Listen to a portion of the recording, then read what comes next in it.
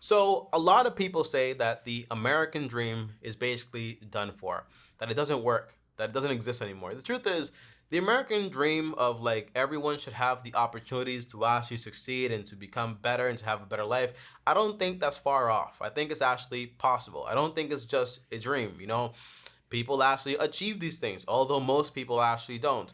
But that's always like normal, right? That a lot of people lose and just a few actually win. Is that the best thing? The answer is no. But if you're here watching this video, most likely you're going to be one of those people that actually succeed because you're the one that's actually looking up this information or watching this information. So in this video, I'm going to go over exactly the American dream. Is it actually dead? The truth is, it's not that it's dead. It's just that the path people are choosing to actually get it and the method they're actually choosing to actually get it is just horrific. It's wrong and it basically lands them in a trap.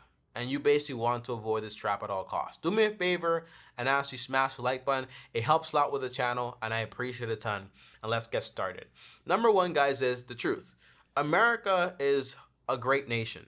It's an awesome country for the most part. But it's also a culture of consumerism and debt and all this stuff. And if you get too carried away, you're going to end up sucked into it and into the consumerism and to get into a bunch of debt. And what ends up happening is you end up being trapped in the rat race.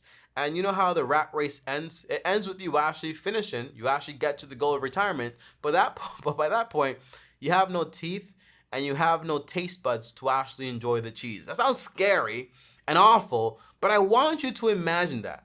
Running a race where when you get to the goal, you can't even enjoy what you've been working for. They suck the life out of you. That's the number one thing you want to avoid. And I really do believe you can basically avoid that just by avoiding those two things, consumerism and debt, for the most part. If you can avoid those things, you'll be a lot better off. Now, here's the second thing I want to talk about here. It's the path and the method that people actually use to achieve the American dream. Here's the path, right? Most people think about education, going to college, getting a degree. So why? Because this way you can get better opportunities. That's part of the American dream, right? And the second part is going to be home ownership. People want to be homeowners, right? They want to own a piece of America, own a home. Why? It's stability. You actually own something. It makes you feel good, right? These things are very important. You don't want to keep paying rent forever. But the problem is, it's not like those things are bad. To want an education, to get better opportunities, to want a home, to have more stability. Those things aren't wrong. It's just a method that people basically apply. Here's an example. I want to use this one because it's very easy to understand. Imagine, for example, your goal in life is to start a business, but you don't have the money for it. Now you find out that there's some rich guy that's willing to give you all the money you need. And you're like, yeah, I want it. And he tells you there's only one stipulation, right? There's only one thing here. The one thing is, I'm going to give you all the money you need, but I want 90% of the profits. And I'm not going to do any work. I'm going to be passive because I'm putting my capital to work here. If you say yes to this, what do you get? You get exactly what you wanted. You get the business, but you did it wrong. So now you basically don't even get to enjoy the business in itself because all the profits are going to somebody else. You could have just waited, done it a little slower, and basically owned the business for yourself.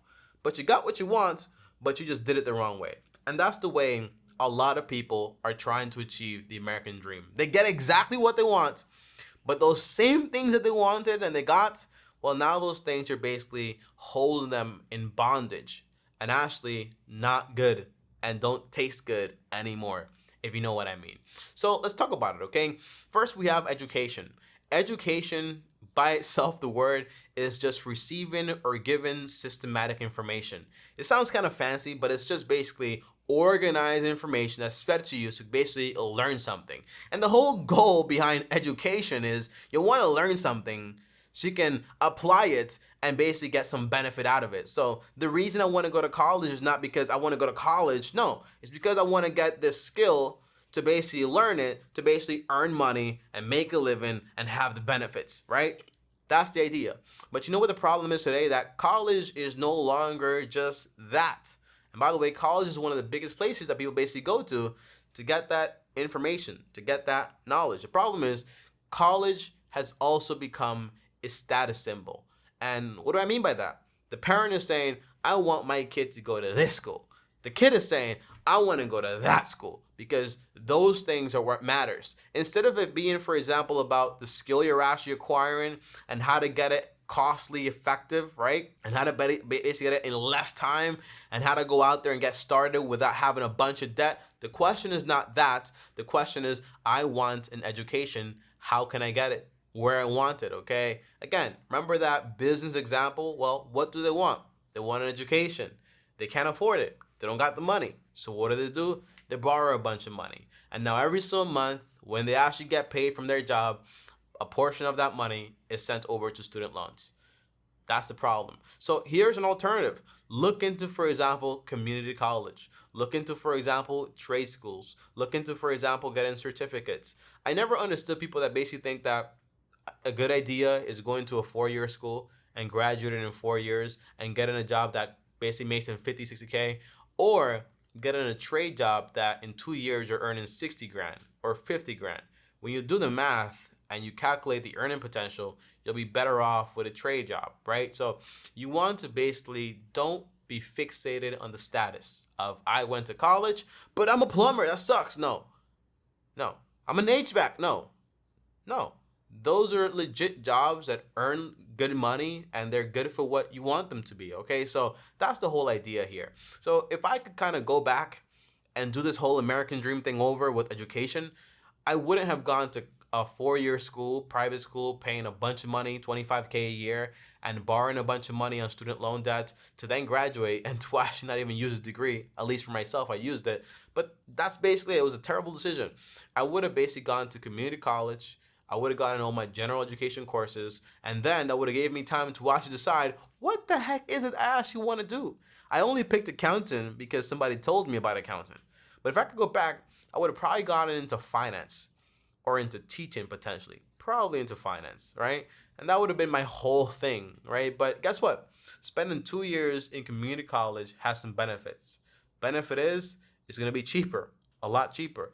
I get to take the same classes I would have taken, for example, in a 4-year school because it's just general education courses. And then third, because it's cheaper, because it's easier in a way, some colleges are honestly, I can spend those 2 years working and saving.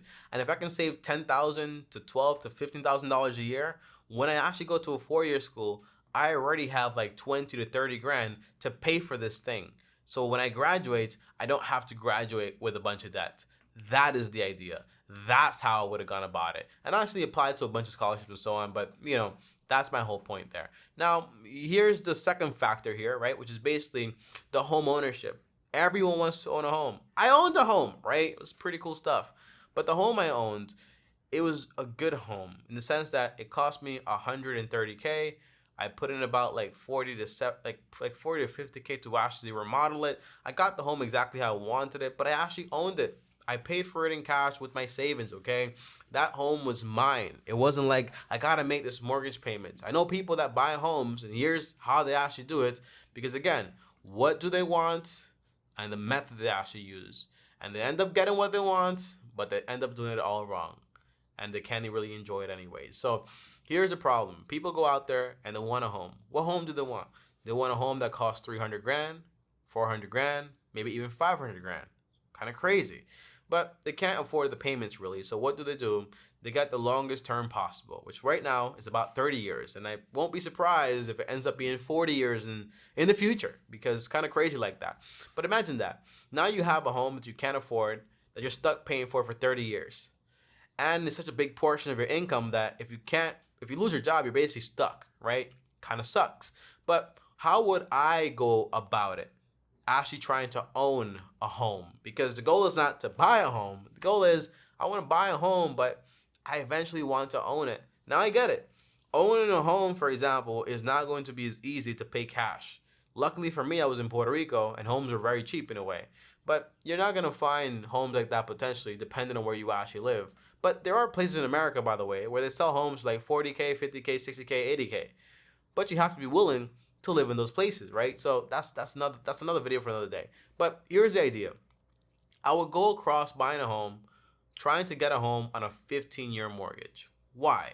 Because guess what? A 15-year mortgage is going to drastically limit the amount of home you can buy. On a 30-year mortgage, you can probably afford a 300K. On a 15-year mortgage, you probably only afford a 200K house. So already you're saving 100K, and you're having to basically say, hey, I can't do it, so you don't do it. It basically saves you a lot of money. And it also saves you a lot of time, obviously. Because the goal is not to say, hey, I'm just going to pay off the 30-year mortgage faster. No, that's not what I'm saying. I'm saying buy the home you can afford in a 15-year mortgage where the payments, the insurance, the taxes, and the maintenance is no more than 33% of your monthly income. And you're putting down at least 10%. If you can buy a home that way, guess what? It's going to be a breeze. It's going to be a lot more easier to pay that thing off and to not really worry about, hey, I lost my job. Because by the way, before you buy a home, you should be debt free. And you should have an emergency fund fully funded. But most people, again, they don't want to do the work to do things right. They just want what they want. They end up doing it wrong. And it ends up, instead of being a blessing and you can be happy with it, it ends up being a burden. And that's not what you want. Now, here's the last part of this video that I kind of saved to the end. If you made it here, comment down below I made it so I know you did. But it's that entitlement leads to debt. Everyone thinks that just because they're in America, they are entitled to this American dream. The answer is everyone that lives in America has the opportunity to go after the American dream. But you're not entitled to anything. You're not entitled to the results. Just because everyone has equal opportunities doesn't mean everyone is going to get equal outcomes. You can't really guarantee that because there's hard work involved. Some people work harder than others. And then there's also luck involved. Some people just get lucky too and get to some place further than you, okay? Even though you work harder. That's just a part of the system. It's just how it works. But when people think that they're entitled to have the best life ever because I'm in America and I'm here and I'm doing this, the answer is to end up basically doing a lot of dumb stuff. They end up buying fancy cars because they think they're entitled to it. They end up buying homes they can't afford because they think they're entitled to it. They end up basically living like the middle class. And the middle class live just enough to basically be like 2 paychecks away from basically losing just about everything. And that's not what you actually want. It's better to do things slowly. My advice would be, if you're watching this video and you made it all the way to the end, is read this book.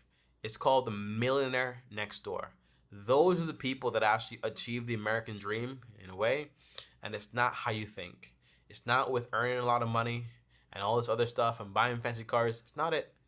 The American dream is a lot more basic, a lot more boring, and a lot more achievable than you actually think it is if you're willing to put in the work. But guys, that's it for this video. Thanks for watching. Like, subscribe, hit the bell so you get notified. I'll see you guys next time. Peace.